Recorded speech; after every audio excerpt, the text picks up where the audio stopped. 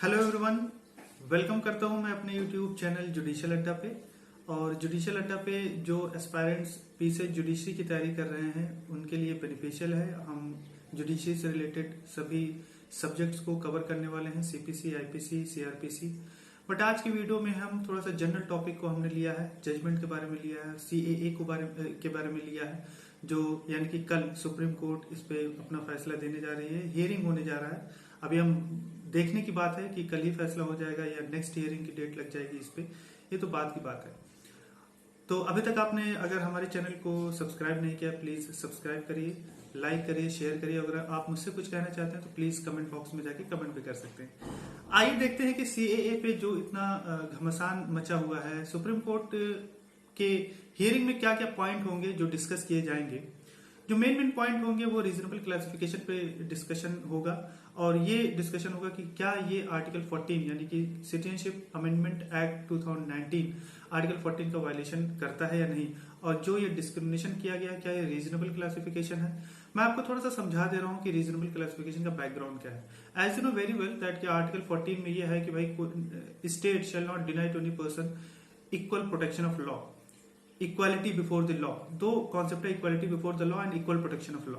यानी कि state mean central government और आइदर स्टेट गवर्नमेंट, ये किसी भी नागरिक के साथ within the territory of India equal protection of law को डिनाई नहीं करेंगे किसी भी पर्सन के साथ। नॉट सिटीजनशिप, मैंने नागरिक कह दिया, पर्सन के साथ, यानी कि ऐसा भी नहीं कि सिटीजनशिप के साथ आप सिर्फ डिस्क्रिमिनेट नहीं करेंगे, यानी कि किसी पर्सन के साथ भी आप नहीं इक्वलिटी उसको मना नहीं करेंगे, इक्वल प्रोटेक्शन ऑफ लॉ उसको प्रोवाइड करेंगे, इक्वलिटी उसके सामने दिखाएंगे आप। ये स्टेट को कहा गया, आर्टिकल 14 में ये प्रदान किया गया सभी पर्सन को, irrespective of weather he is citizen of India और नॉट।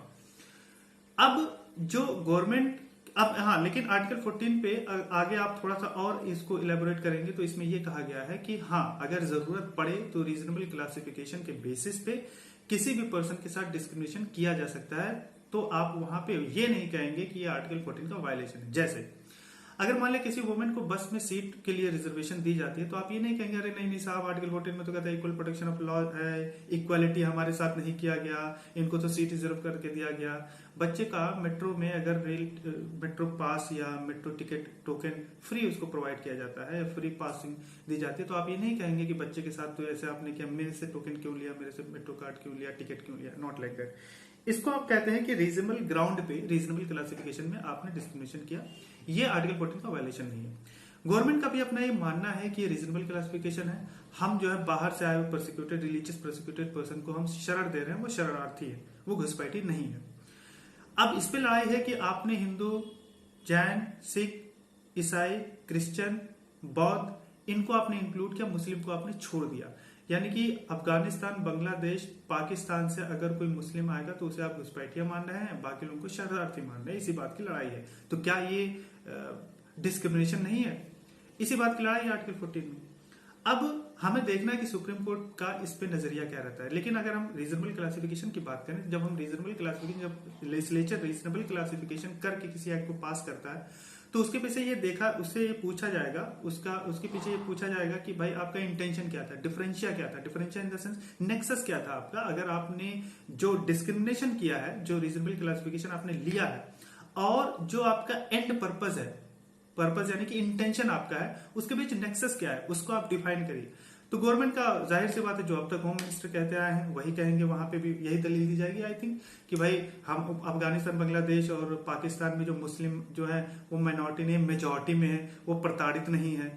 हमारा ये मानना है, जो सीएए का अगेंस्ट में है, जो अगेंस्ट में खड़े हैं, उनका ये मानना है कि देखिए जब आप इसको एनआरसी के साथ लेके चलेंगे तब कहीं ना कहीं एक मुस्लिम कम्युनिटी के साथ, अब गवर्नमेंट का कंटेंशन ये है कि भाई हम इंडियन मुस्लिम के साथ तो ऐसा नहीं कह रहे हैं ना, हम तो सिटीजनशिप दे रहे हैं, यहाँ के मुस्लिम को कोई अफेक्ट नहीं पड़ेगा।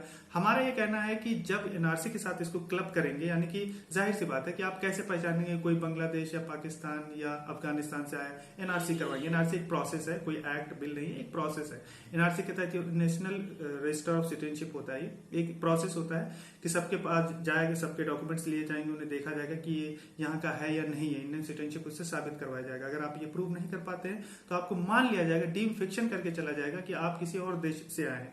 तो आपको ट्रीट किया जाएगा कि आप अफगानिस्तान, बांग्लादेश या पाकिस्तान से हो। अगर आप हिंदू होगे तब तो इस एक्ट में अमेंडमेंट के थ्रू आपको सिटीजनशिप मिल जाएगा। अगर आप मुस्लिम, हिंदू, बौद्ध जो भी आप होंगे, जो भी अभी मैंने बोला वो होंगे, तो आपको सिटीजनशिप मिल जाएगा। वो अफेक्ट नहीं, इलीगल इमाइग्रेंट्स नहीं कहलाएंगे, जैसा कि एक्ट में है, आपको नहीं ट्रीट किया जाएगा।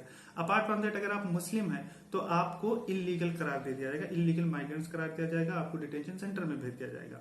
ये इम्प्लीमेंटेशन का जो मकसद है, इम्प्लीमेंटेशन जब इसका होगा वो बड़ा खतरनाक होगा। तो इनका जो इंटेंशन कहीं ना कहीं थोड़ा सा डिस्क्रिमिनेटरी नेचर में हो जाता है। तो अब देखा जाएगा कि सुप्रीम कोर्ट इस पे क्या फैसला देती है, रीजनेबल क्लासिफिकेशन के ऊपर, आर्टिकल 14 के ऊपर। और सबसे बड़ी बात है कि क्या ये भारतीय संविधान के प्रियम्बल के फीचर के साथ खिलवाड़ है या नहीं है, उसकी खूबसूरती को क्या ये हर्ट करता है ये एक्ट, इस बात पे लड़ाई होगी। तो देखने की बात है सुप्रीम कोर्ट क्या फैसला कल देता है। तो उम्मीद करता हूं कि मेरी ये वीडियो आपको पसंद आई होगी। Thank you so much.